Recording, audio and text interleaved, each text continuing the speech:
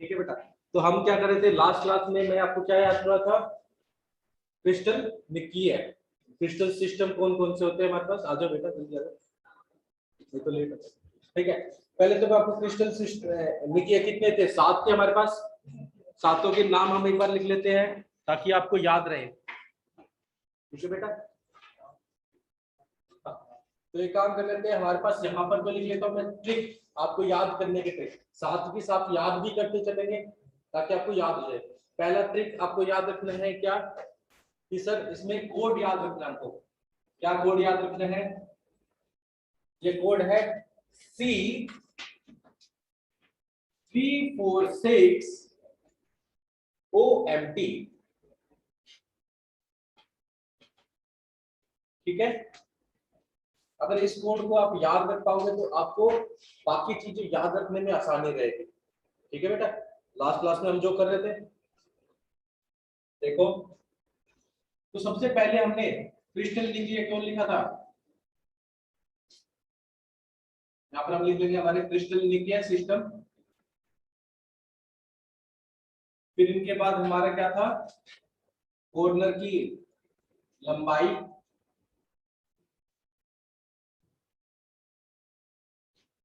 फिर इसके बाद हमने लिखा था कोना यानी एंगल, और एक एक उदाहरण भी मैं आपको याद करा दूंगा इसका। आ जाओ बेटा जल्दी आ जाओ, एक एक उदाहरण भी इसके साथ में हम याद करते चलेंगे। ठीक है, अगर आपसे कोई उदाहरण पूछ ले तो उदाहरण भी आप बता सको। ठीक है, ये याद हुआ, इसको याद रखना माइंड में, तो आपको सातों के साथ याद देंगे। कोड का सी को बोलते हैं क्यूबिक यानी धनीय, धनीय, या तो आप सी की जगह पे धनीय ही बोल ले, धन बोल ले, याद रखने के लिए कोई दिक्कत वाली बात नहीं है। धनीय। तीन, तीन से हमको त्रिकोण बनता है, जैसे ना, तो यहाँ पर कौन सा आ जाएगा हमारे पास, हाँ त्रिकोणीय। क्या हो जाएगा ये, त्रिकोणीय। ठीक है बेटा, तीन कोणों की त्रिकोणीय। अब चार से क्या बनता है सर, चार से बनती है चतुर्वाली। चतुर्वाली यहाँ पर हम याद रखेंगे कौन सी, ध्रुवीय समलंब भाज, इसको बोलते हैं ट्राइगोनल, और इसको बोलते हैं टेट्राहेड्रल, टेट्रागोनल। ठीक है, फिर इसके बाद छह, छह को हम क्या बोलते हैं, षष्ठ, षष्ठकोणीय बोलते नहीं बोलते, बस वही लिख लेंगे। यहाँ पर कौन सा जगह छह का, षष्ठ कोणीय। फिर हमारा आ जाएगा ओ, ओ से हम बनाएंगे ऑर्थोरोम्बिक, जिसको हम इसमें बोलेंगे, हिंदी में बोलेंगे इस्मानी लंबक।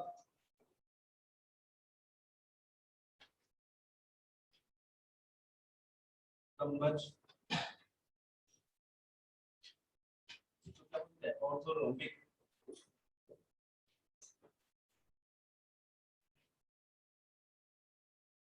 ठीक है, फिर कौन आ जाएगा, एम, एम से याद रखोगे मोनोक्लिनिक या फिर एका, कौन सा वाला, एकानाथ, एकानाथ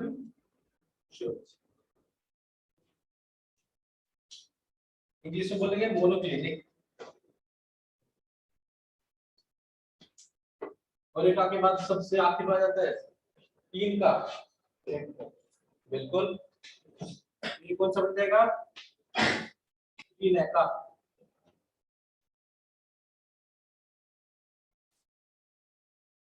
ठीक है, इसको नहीं तो अपने तरीके से मॉडिफाई भी कर सकते हो, हिंदी में क्या कर सकते हो, मॉडिफाई भी कर सकते हो। जैसे ही आपको सातों के सातों नाम याद हो जाएंगे, फिर आ जाएंगे कि क्या, लंबाई, कोण लंबाई, उसके बारे में जानेंगे। हमने तीन क्या लिए थे, तीन प्रीलम लिए थे, जिसके बेसिस पे हम निकाल रहे थे धनिये के केस में। देखो कोशिश करना याद रखने का तरीका, अब मैं कोण याद, लंबाई याद कर, यहाँ तक बात समझ आ गई। कोड से ये सारे के सारे याद हो जाएंगे, इसी उसमें याद रखना। दूसरा, जब हम लंबाई की बात करेंगे तो लंबाई में याद रखना क्या करोगे सर, पहले दो सब में क्या कर दोगे, पहले निकाल दो, सब में बराबर कर दो। बाद में देखेंगे सर किसमें बराबर नहीं होगा।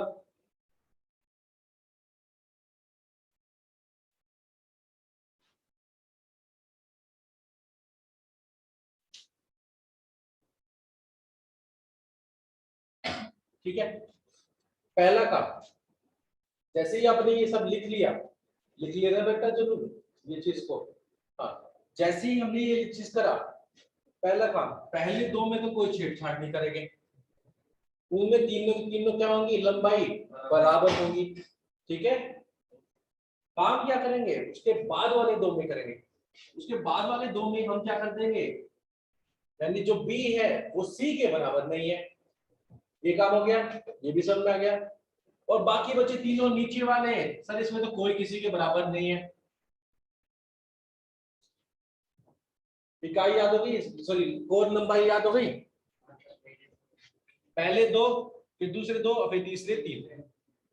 ठीक है, तीसरे में तीनों, पहले दो में तीनों क्या है, इकाई कॉर्नर बराबर है, दूसरे में ए और बी तो बराबर है बट सी बराबर नहीं है, और बाकियों में कुछ भी बराबर नहीं है। ठीक है, कोर लंबाई याद हो गई, आसान लग रही है अब, वैसे कल से तो ज्यादा आसान लग रही है ना। चल, फिर वहीं पर कोण यानी एंगल की बात करेंगे, किसकी बात करेंगे, एंगल की बात करेंगे। ठीक है, एंगल भी याद कराओ, करे, लिख लिया सबने, एक बार लिख लो इसको फटाक से यहाँ तक, ताकि आप सब बोर्ड पे देख सके। संजय बेटा आपको समझ में आ रहा है यहाँ तक,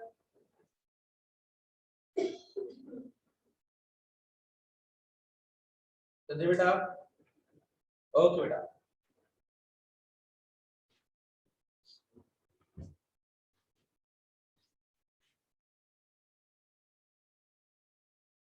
इसको बोलते हैं हेक्सागोनल।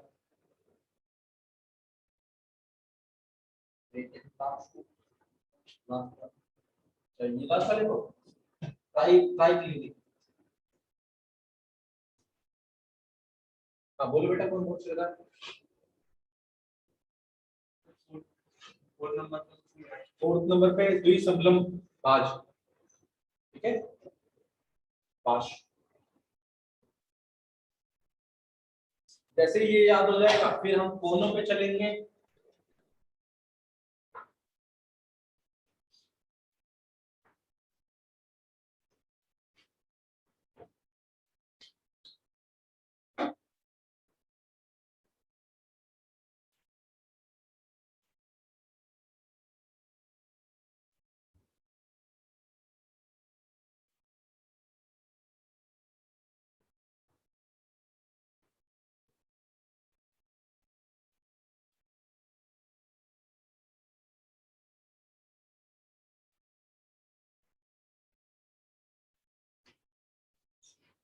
ठीक है, चलो देखो आप कोने याद करते हैं, कोने के बाद फिर लिख लेना।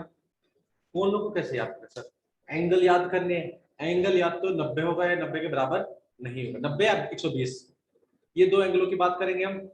इन दो एंगलों में सर किस किस का 90 होगा और कौन कौन सा एंगल 90 होगा वो तो जानना जरूरी है। ठीक है, तो उस केस में पहली चीज याद रखना, एक को छोड़ के एक लिखना है। तो पहले वाले में अल्फा बीटा और गामा तीनों 90 होंगे।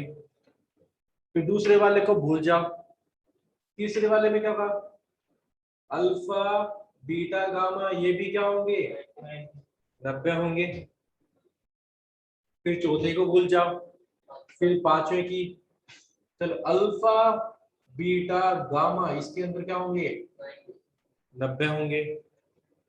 यहां तक बात समझ में आई। बट इसको छोड़ने के बाद जो आखिरी बचेगा, आखिरी में ये मत करना, उसमें सर कुछ भी बराबर नहीं है, तो क्या कर देंगे, अल्फा ना बराबर है बीटा के, ना बराबर है गामा के, ना बराबर है 90 के। ये चार हो गए याद, पक्का। ठीक है सर, इसके बाद जो नीचे चलेंगे फिर आएंगे दूसरे पर। सर इसमें अल्फा बराबर है बीटा के और बीटा बराबर है गामा के, बट जो गामा है वो बराबर नहीं है किसके, 90 के। आगे बात समझ में, यानी अल्फा बीटा तो 90 के बराबर है बट गामा 90 के बराबर नहीं है। किसके अंदर, त्रिकोणीय के अंदर। ठीक है, हाँ सर बिल्कुल। आगे चले, इसके बाद वाला कौन सा आ जाएगा, ये वाला कौन सा, षष्टिकोणीय। सर इसमें क्या करेंगे, सर इसमें दो एंगल 90 के बराबर होंगे। कौन से सर, अल्फा बीटा, ये दोनों तो 90 के बराबर होंगे, बट जो गामा होगा वो किसके बराबर होगा, 120 के बराबर होगा। क्लियर, ये वाली चीज भी समझ में आ गई। हाँ सर बिल्कुल आ गई। फिर आ जाएंगे किसमें, एकांतरित में। इसमें क्या करेंगे सर, इसमें अल्फा और दूसरा कौन सा है, गामा, ये तो 90 के बराबर होंगे, बट बीटा क्या होगा, वो 90 के बराबर नहीं होगा। एक सेकंड,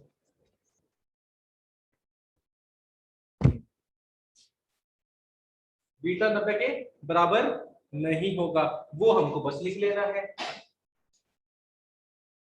अब मेरे ख्याल से तुमको सारे के सारे क्या हो गए सर, कोण लंबाई और कोण याद हो चुके हैं। आसान लग रहे हैं, अब ज्यादा आसान लग रहे हैं, क्योंकि पेपर में या तो आपको देगा क्या, उनका नाम देगा और बोल लेंगे कि उनकी कोण लंबाई और कोण पहचाने, या फिर आपको कोण लंबाई और कोण दे देंगे और फिर बोलेंगे उसको कौन सा क्रिस्टल है हमारे पास। ठीक है, यहां तक मेरे ख्याल से सबको समझ में आ गया। सर उदाहरण एक बार इसको लिख लें, क्या बेटा, सेल वाले करवा देंगे आराम से। इससे क्वेश्चन पूछे गए हैं बेटा, नीट में पूछे गए, जेईई मेन में भी पूछे गए। ठीक है, तो इसलिए मैं इसको याद कराने में थोड़ा सा जोर डाला हूं। और ये क्या है कि इसमें बच्चों को कंफ्यूजन होती है याद करने में। ऐसा स्कूल में अगर टीचर तो बात आ जाओ। अब जैसे ही बात करेंगे इनके उदाहरण की, एक बार इसको लिख लोगे तो इनके उदाहरण की हम बात करेंगे। ठीक है, एक बार उदाहरण लिखो जल्दी।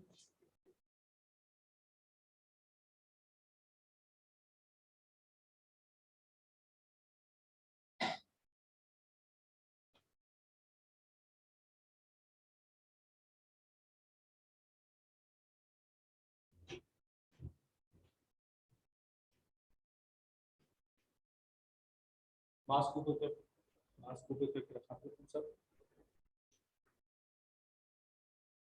तो फिर करना पड़ेगा।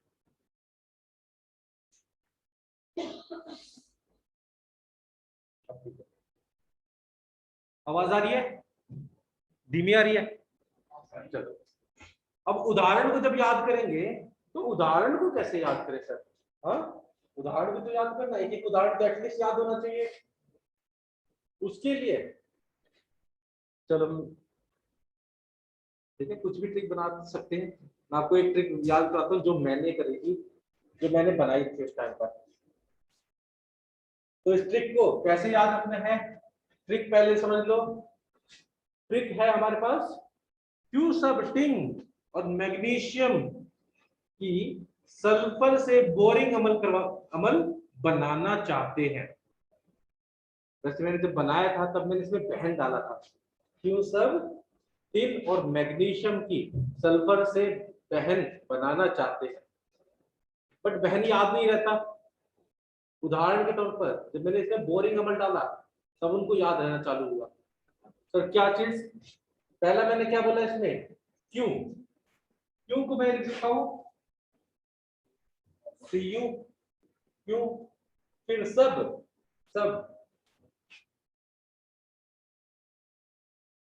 ठीक है।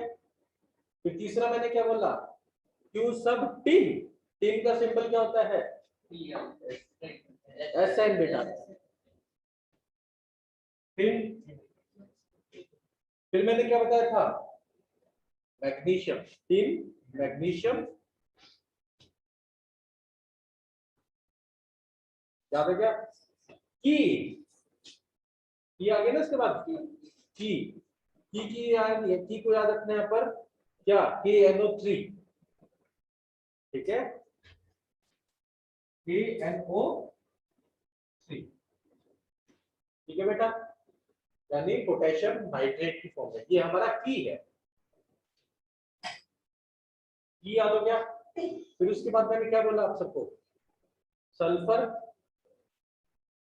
सल्फर की बोरिंग अमल, बोरिंग अमल। तो यहाँ पर क्या जरूरत है? सल्फर, सल्फर कौन सा जगह हमारे पास? Monoclinic sulphur.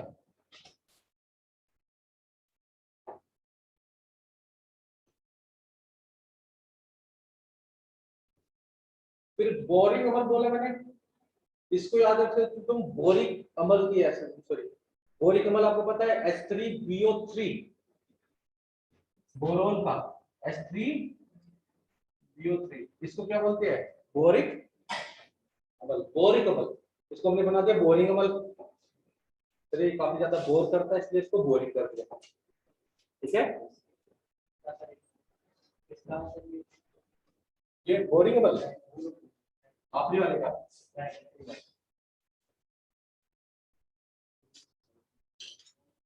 हाँ बोलो बेटा। बोलो। बोरोलिनिक सल्फर, मोनोक्लिनिक सल्फर, बेटा ये होता है हमारा एकांतरिक सल्फर। सल्फर दो तरह के हमको मिलते हैं, मोनोक्लिनिक और रोम्बिक। ये तुम जब एस ब्लॉक पढ़ेंगे, सल्फर के बारे में पढ़ेंगे, तब हम जानेंगे इसके बारे में, ठीक है। तो एक एक उदाहरण तो सबको याद हो गया। क्या थी ट्रिक? क्यू सब 3 मैग्नीशियम, मैग्नीशियम की जगह पे तुम जिंक ऑक्साइड भी डाल सकते हो।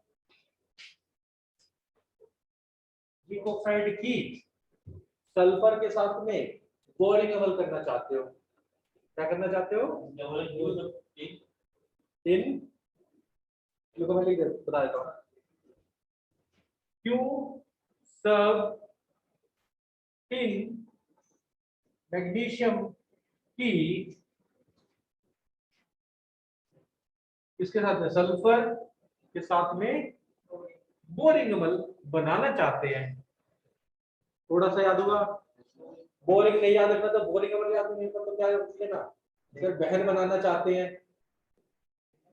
बहन, बहन से क्या होगा? बीट, यानी बोरिंग अमल आपको याद रहेगा, ठीक है। याद हो गया?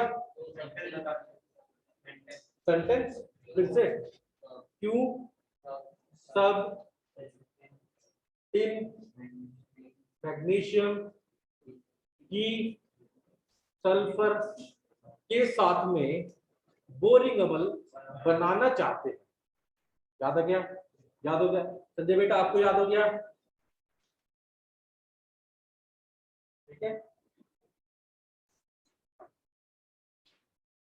तो इसको एक और तरीके से याद रख सकते हो, तुमको मन करेगा सर मेरे को तो क्यों याद नहीं रखना, तो आयरन भी तो आता है, क्यों की जगह पे फिर कर देना, ट्रिक बदल जाएगी, तुम्हारी पर्सनल ट्रिक बन जाएगी। आगे बढ़ना है तो और कौन कौन से हैं sir? Copper, iron, carbon, lead, ये सारे के सारे क्या होते हैं? धनीय। क्या होती है? धनीय होते हैं, ठीक है। इसमें नमक भी होता है, जिंक सल्फाइड भी होता है, ये सारे के सारे क्या होंगे? धनीय। अब धनीय हो गया, उसके बाद टिन, टिन ऑक्साइड भी होता है, SnO2, ठीक है। इसको ऐसे भी याद कर सकते हो, एक एक उदाहरण तो पक्का याद हो गया, ठीक है। तो बेटा एंगल नहीं समझ आया? देखो एंगल में क्या कर रखा हमने, जब हम एंगल की बात करते हैं तो पहला, फिर दूसरा छोड़ दिया, तीसरा, यानी कौन है हमारा तीसरा? ठीक है, फिर चौथा छोड़कर पांचवा, ये कौन आ गया मेरा? जिस्मानी भज। फिर एक छोड़कर आखिरी वाले में, आखिरी वाले में कोई भी बराबर नहीं होगा 90 के, ये हमने याद किया था। ये क्या किया था हमने, ऐसे याद किया था। फिर क्या हुआ पहले वाले में, तो अल्फा बीटा गामा बराबर है, बट वो 90 के बराबर नहीं है। क्या नहीं है, 90 के बराबर नहीं है। आखिरी वाला गामा 90 के बराबर नहीं है। फिर आ गया हमें से छठे पे यानी षष्ठी कोण में। षष्ठी कोण में सर दो तो 90 के बराबर होंगे, कौन से, अल्फा और बीटा वाले, बट जो गामा होगा वो 90 के बराबर नहीं होगा। षष्ठी कोण में एंगल आपको पता है कितने का बनता है, 120 का बनता है। कितने का बनता है, 120 का। तो वहां पे गामा वाले कितने का बन जाएगा, 120। फिर तुम्हारा ये वाला आ जाएगा मोनोक्लिनिक। अल्फा और गामा तो 90 का है, बट बीटा 90 के बराबर नहीं है। ठीक है, हो गया। अब मेरे ख्याल से पूरी तरीके से याद भी हो चुका है। हो गया याद, चले आगे। चलो उसको उतार लो एक बार, फिर हम आगे चलते हैं।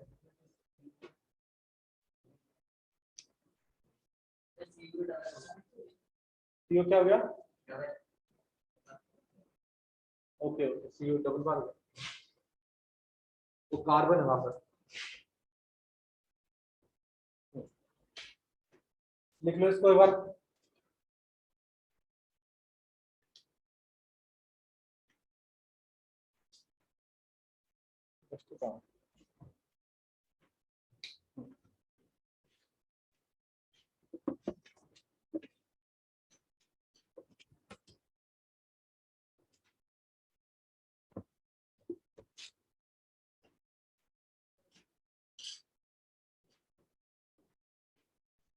बताओ बेटा यहाँ पर किसको प्रॉब्लम है,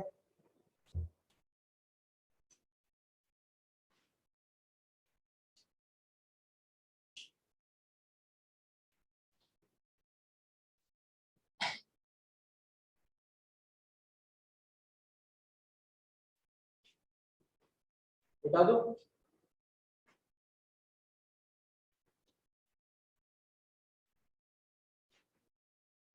चलो देखो,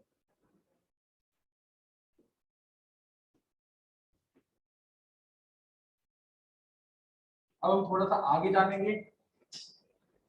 अब आखिरी क्लास में हमने जाना था कि जो हमारे परमाणु होते हैं वो क्रिस्टल में कहाँ कहाँ पर हो सकते हैं। तीन तरह के हमने पढ़े थे, इकाई, सेल, पढ़े थे ना, पढ़े थे।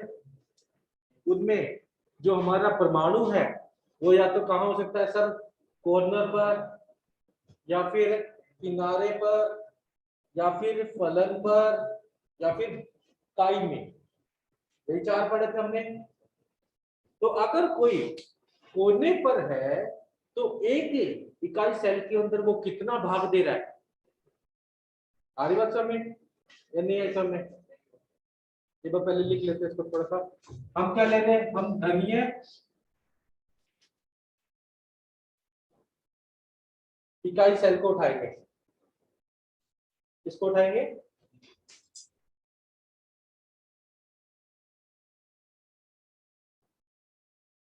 धनीय इकाई सेल।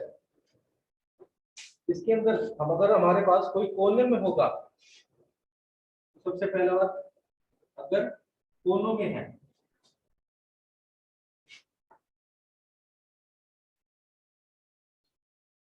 एक कोने पर वाले जलांक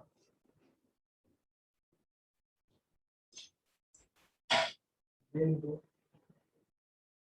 का भाग, मैंने बताया था ना, जलांक बिंदु लैटिस पॉइंट। यहाँ पर क्या होगा, या तो परमाणु होगा, या अणु होगा, या आयन होगा। ठीक है, अगर हमारे पास कोई क्या दे रखा है, इकाई सेल,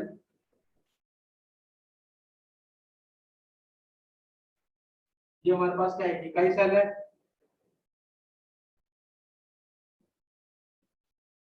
इसमें मैंने अलग अलग पॉइंट बताए थे आपको, लैटिस पॉइंट, जहां जहां पर हो सकते हैं हमारे जलन बिंदु। पहला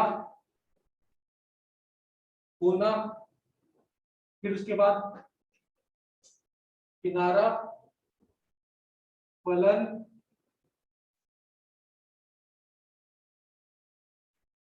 और बीच में 5। यही 4 बिंदु देखे थे हमने। अब इन 4 बिंदु का किसी इकाई सेल के अंदर कितना भाग होता है वो हम जानेंगे। अगर वो कोने पर है, कहां पर है, कोने पर है, तो तुम देखोगे वो कितने इकाई सेल में बटा हुआ है। मान के चलते ये कोना है, ठीक है, यहाँ पर मैं एक बड़ी सी बॉल लगा देता हूँ, इमेजिनरी बॉल। तो इस कमरे के अंदर उस बॉल का कितना भाग है और कितने कमरों में वो बटा होगा। सर एक तो यहाँ पर इस वाले कमरे में, एक बगल वाले कमरे में, एक उसके बगल वाले कमरे में, और एक हमारे से बगल वाले कमरे में। ये 4 तो होंगे, नीचे वाले 4 ऊपर भी तो होंगे, ऐसे ना, 4 ऊपर भी होंगे। टोटल वो एक गोला 8 कमरों में आ रहा है ना, संयोजित हो रहा है। तो एक कमरे के अंदर उसका कितना भाग आ रहा है, 1/8। जैसे ना, अगर कोई कोना में प्रेजेंट होगा परमाणु कोने पर, तो उसका कितना भाग, चलन बिंदु का कितना भाग इकाई सेल के अंदर आएगा।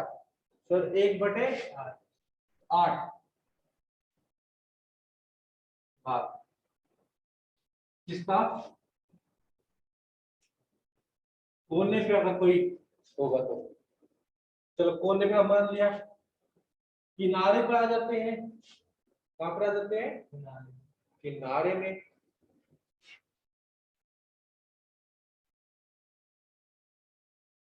ठीक है, हमेशा इसका दुगना करते जाना। कितना करते जाना, याद करने का तरीका, दुगना।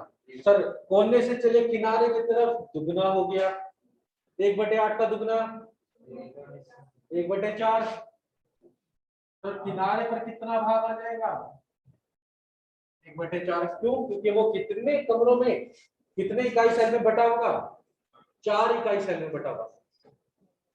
अगर वो ये एसी है, ठीक है, ये एसी को मान लो वो एक इस कमरे में, एक इसके साथ वाले में, एक ऊपर वाले में और एक उसके बगल वाले में, यही 4 कमरे में आएगा। बताओ, यानी इस कमरे में उसका कितना भाग आ रहा है, 1/4। फिर उससे आगे चलेंगे फलक पर। फलक पर कितना जोड़ा, सर उसका भी आधा, उसका भी दुगना।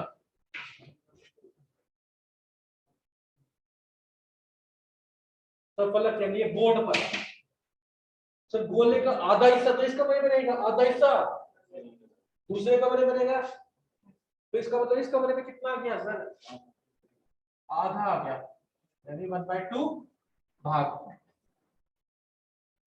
और पाई, तो पाई तो सर पूरा पूरा इसके अंदर होगा, सेंटर पर होगा ना सारा का सारा। तो वो उसका कितना भाग आएगा, पाई का, सर एक पूरा पूरा आ जाएगा, पूरा पूरा आ जाएगा। यहां तक बात समझ में आई या नहीं समझ में आई? क्या करना सर, हर चीज का दुगना करते जाना। या तो आप आधा आधा करते चले या फिर दुगना करते आओ। सर आधा करेंगे तो क्या होगा, काई, काई का आधा फलक, फलक का आधा किनारा, और किनारे का आधा कोना। ठीक है, यहाँ पे बातें समझ आई? किनारे वाला ठीक है बेटा, कोई दिक्कत नहीं। अब जैसे मान के चलो,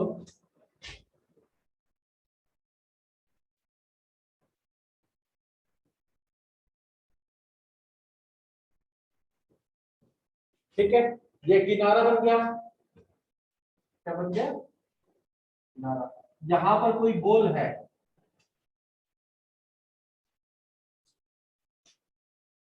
ये गोल, ठीक है। तो ये गोल का एक भाग तो इसमें आएगा, फर्स्ट वाला आएगा नहीं आएगा, दूसरा भाग, तीसरा भाग और चौथा भाग। 4 ही तो इकाई सेल हो गए, 4 इकाई सेल में पूरा पूरा बटा होगा। नहीं आएगी समझ, ठीक है। इसको क्या करोगे, इसको एक तरह से बुक, 4 बुक के ले लो, उनको जोड़ के ऐसे बिठाओ तो तुमको समझ में आएगा। 4 इकाई सेल है, मैंने 4 इकाई सेल को बिठाया एक साथ में, तो वो चारों इकाई सेल में बराबर बट रहा है, तो एक इकाई सेल में कितना होगा, 1/4। आ गया? पूछो क्या मन में डाउट है, पूछो। किनारे वाले का, किनारे वाले से समझ, कोना वाला समझ गया? ठीक है, कोने से आ जाए इस वाले का, मतलब यहाँ पर बीच में देखो, इस वाले के बीच वाले का। मैंने बताया ना, जब भी इकाई सेल को इमेजिन करना तो कैसे इमेजिन करोगे, तो कमरे को उठा लो, इस कमरे को उठाओगे, किनारा तो यही वाली लाइन होगी बीच वाली, जैसे ना वो दोनों कोनों को मिलाने वाली जो लाइन होगी, रेखा होगी, वही किनारा बनेगी। इस कमरे में कितने किनारे हैं, 12 किनारे बेटा, 12 है, उसमें से एक किनारा उठा लो, ठीक है, वो एक किनारे के बीच में मध्य में एक गोले को रख दो, तो वो कितने कमरों में वो गोला आएगा, 4 कमरों में।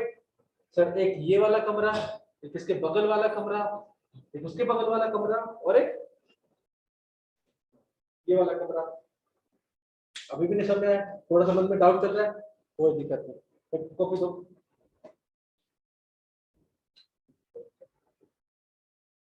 ठीक है, अब ये जो लाइन बनेगी, ये जो पेज है, ये जो लाइन है, ये एक फलक है, सॉरी किनारा है। अगर मैं इस किनारे को ऐसे उठा लेता हूं, तो इसके माध्यम में अगर गोला रखूं, तो माध्यम में कहां का आएगा, इस वाले में और इसके बगल वाले में, आएगा नहीं आएगा, और नीचे भी तो होगा। कैसे, एक सेकंड, इसको ऐसे कर देते हैं, हाँ अब ठीक है, थोड़ा सा इसको सीधा कर देते हैं। ठीक है, ऐसे होगा कुछ, वो बनेगा। तो कितने भागों में बट रहा है वो, 4 भागों में। ठीक है, तो एक भाग में कितना आएगा वो किनारा, एक भाग में गोला कितना आएगा, 1/4। ठीक है, मेरे ख्याल से यहाँ तक समझ में आया। बताओ यहाँ तक किस किस को समझ में नहीं आया, चले आगे। अब हमने ये देख लिया कि जलाक बिंदु पर अगर कोई परमाणु या अणु प्रेजेंट है, पाया जाता है, तो उसका कितना भाग एक इकाई में आता है, एक इकाई सेल के अंदर आता है। तो अब मेरे को निकालना है, सर मेरे पास तो 4 इकाई सेल थे, 4 प्रकार के इकाई सेल थे, उन चारों प्रकार के अंदर कितने कितने परमाणु होंगे, उनकी संख्या भी तो ज्ञात करनी है। तो परमाणुओं की संख्या प्रति इकाई सेल कितनी होगी, वो हमको ज्ञात करनी है। इसके बाद उसमें इसका बहुत काम आएगा, क्या आएगा, इसका बहुत काम आएगा, तो इसको अच्छे से समझिएगा। चले आगे, बता दो इसको बोर्ड वाले को, ठीक है, तो जल्दी से लिखो इसको।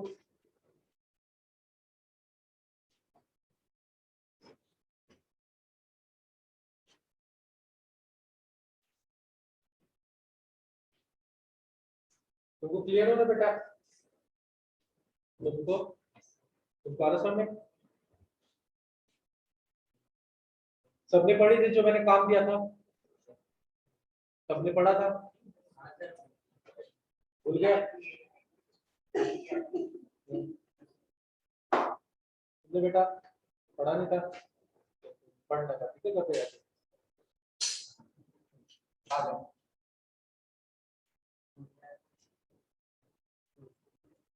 चलो इसको मैं मिटा देता हूँ यहाँ से।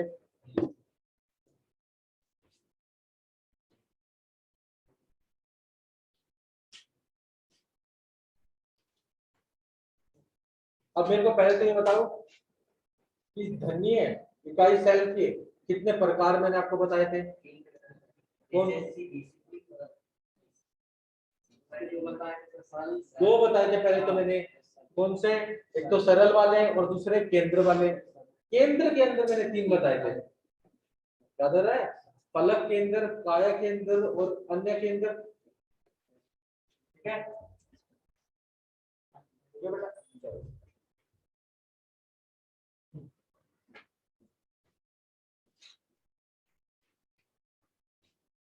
तो देखो इसके अंदर कौन कौन से थे। तो इसके अंदर मैंने 2 इकाई सेल बताए थे, एक कौन सा सरल, दूसरा वाला कौन सा वाला, केंद्रीय वाला, केंद्रीय धनीय सेल। इसके अंदर मैंने 3 बताए थे आपको, कौन से एफसीसी, बीसीसी और ये अन्य केंद्रीय धनीय सेल।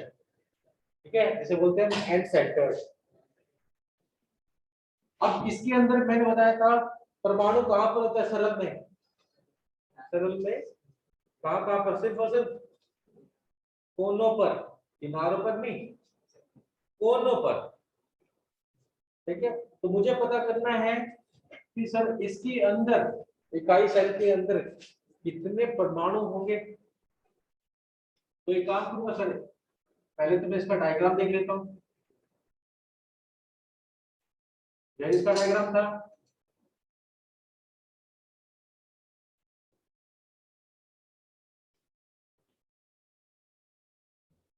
अब मुझे निकालना है तो परमाणु कहां कहां पर है। हमको पता सर प्रत्येक कोनों पर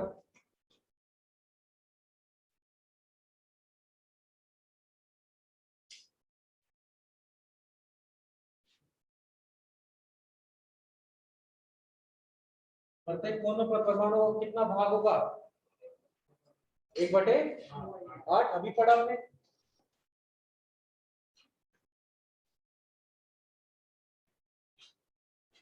और कितने कोने हैं, 8 कोने हैं।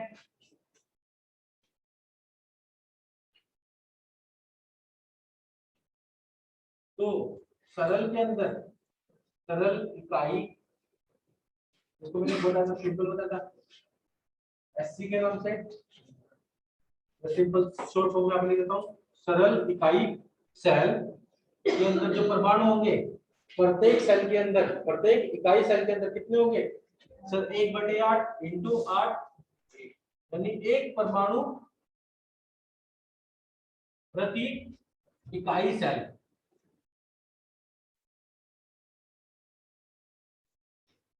ठीक है, यानी अब यहां पर बात याद रखना, एक और बात, ये जो होता है इसको हम जेड से रिप्रेजेंट करते हैं। किससे रिप्रेजेंट करते हैं, अगर जहां पर भी मैं जेड लिखूंगा सॉलिड अवस्था के अंदर, तो मैं किसकी बात करना चाह रहा हूं, परमाणुओं की संख्या प्रत्येक इकाई सेल के अंदर। आगे बात समझ में, जब भी मैं जेड लिखूंगा तो मैं क्या बोलना चाह रहा हूं, तो यानी सरल के अंदर जेड की वैल्यू कितनी हो जाएगी, 1 हो जाएगी। कितनी हो जाएगी बेटा, 1 हो जाएगी। आगे बात समझ में, ठीक है। अब ऐसे ही मैं बाकी तीनों के भी निकालूंगा, फलक केंद्रीय धनीय शेल का और काया केंद्र धनीय शेल। तो फलक केंद्र के अंदर मैंने डायग्राम बनाया था, इसका कैसा था, एफसीसी के अंदर परमाणु कहां कहां मिलते हैं, पर कोनों पर तो मिलते ही मिलते हैं, उसके अलावा हर एक फलक पर भी एक एक मिलेगा। जैसे नो देखो, यहां पर एक मिलेगा, यहां पर एक मिलेगा। कितने फलक होते हैं,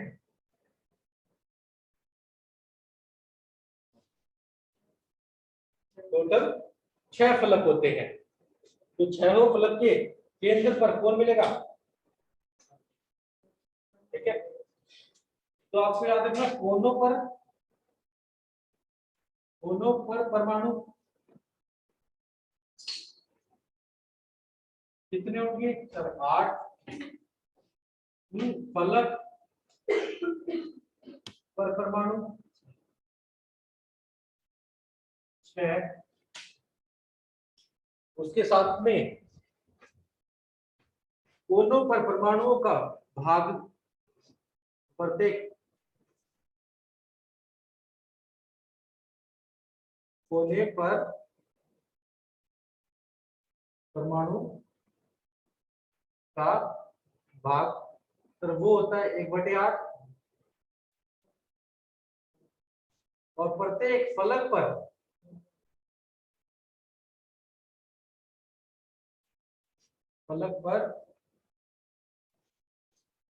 परमाणुओं का भाग कितना होगा?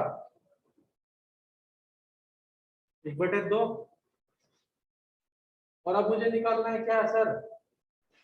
एफसीसी के अंदर परमाणुओं की संख्या प्रत्येक इकाई सेल, यानी जेड की वैल्यू।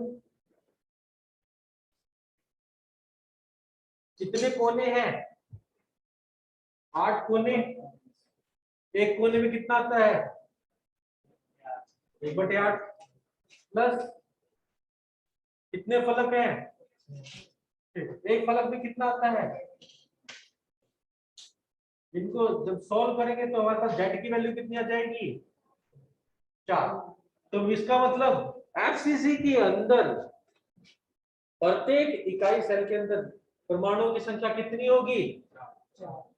4 होगी। कितनी होगी? 4। आई बात समझ में बेटा? किसके मन में डाउट है? कोई ऐसा बैठा हुआ है जिसके मन में डाउट है? आ रहा क्लियर? चलो, अब मेरे को आपको बॉडी जीसीसी का निकाल, काया केंद्र का निकाल के बताएं। ठीक है, मैं आप सबका देखूंगा। संजय बेटा आप भी जीसीसी काया केंद्र धन्य सेल का निकाल के बताएं।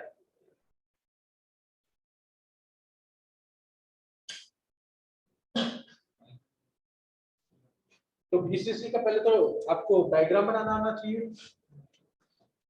बीसीसी में क्या होगा?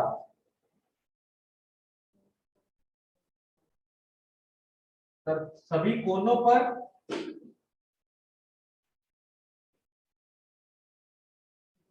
कोनों के अलावा और कहां पर मिलेगा?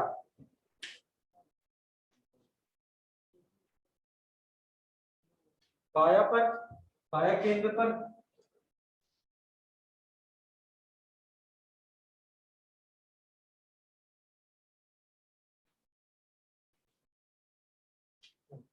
जल्दी से बताएं परमाणुओं की संख्या प्रत्येक इकाई सेल बीसीसी के अंदर।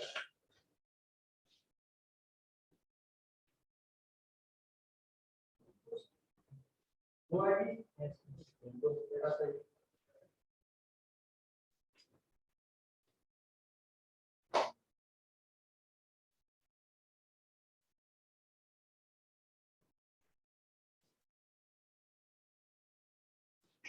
बिल्कुल सही बेटा।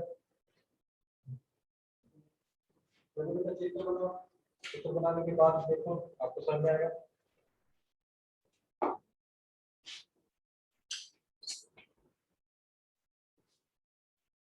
बिल्कुल सही बेटा संजय। ऐसे ही आप अन्य केंद्रित धन्य सेल के बारे में, धन्य सेल की निकाल के बताएं परमाणुओं की संख्या।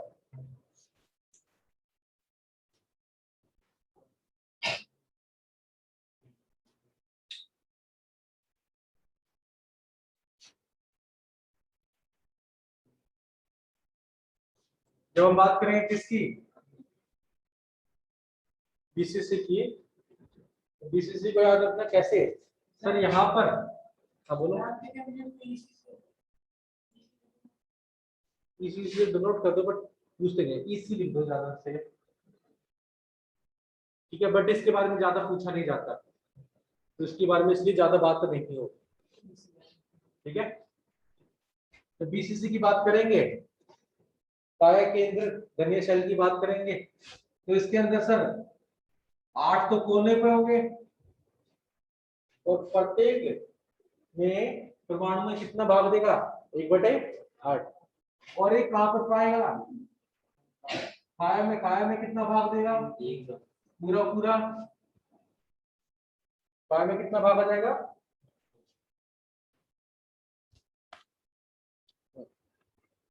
पूरा का पूरा। फिर इसको काटेंगे तो 1 + 1 यानी 2 परमाणु प्रति इकाई सेल।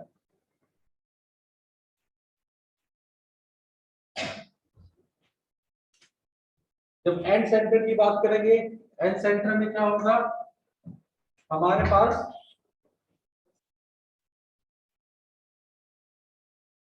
जो इकाई सेल होगा उसके कोनों पे तो है ही है, कोनों के अलावा और कहां पे मिलेगा बताओ बेटा? 2 अपोजिट फलकों पर।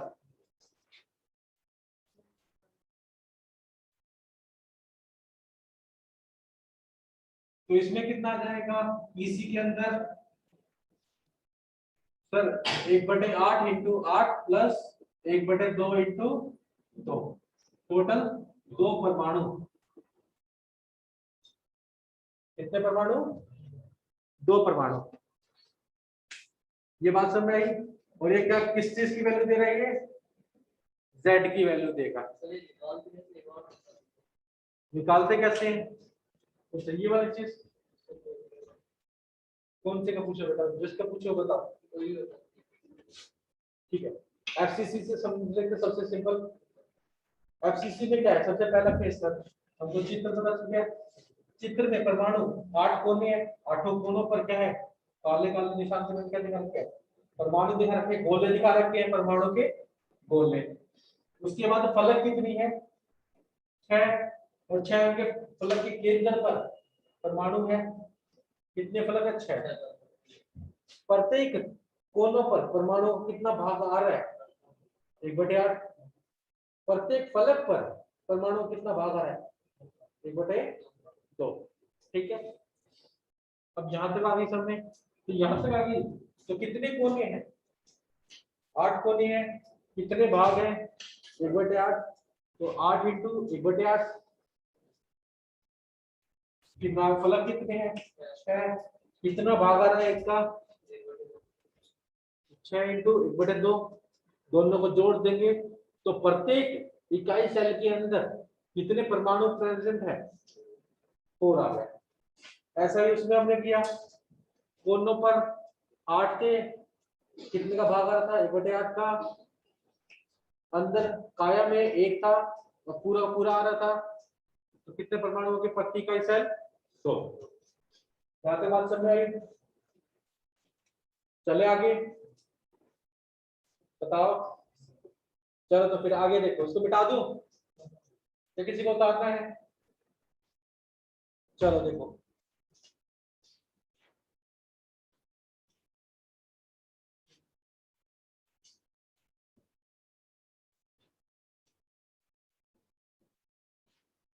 अब हर जगह पे मैं जो परमाणु उसको गोले से दिखा रहा हूँ, ऐसा तो है ना?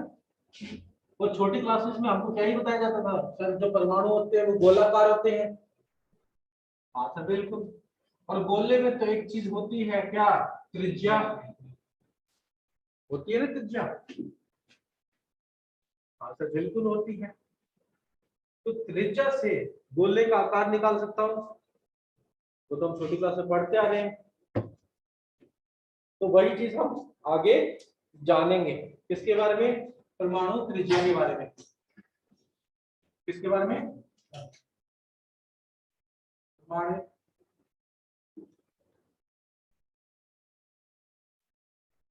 त्रिज्या के बारे में। ठीक है, अब ये परमाणु त्रिज्या अलग अलग होगा। किसके लिए सर? अलग अलग इकाई सेल के लिए। हमने चारों इकाई सेल पढ़े हैं। ठीक है, सरल, फलक केंद्र और काया केंद्र। इन तीनों का क्या निकालेंगे हम? त्रिज्या निकालने की कोशिश करेंगे। हाँ सर बिल्कुल करेंगे। तो वो कितना आएगा वो मान आपको जानना है, और वो मान का यूज भी होगा बहुत जगह। ठीक है, देखें कैसे निकलता है वो, देखें। चलो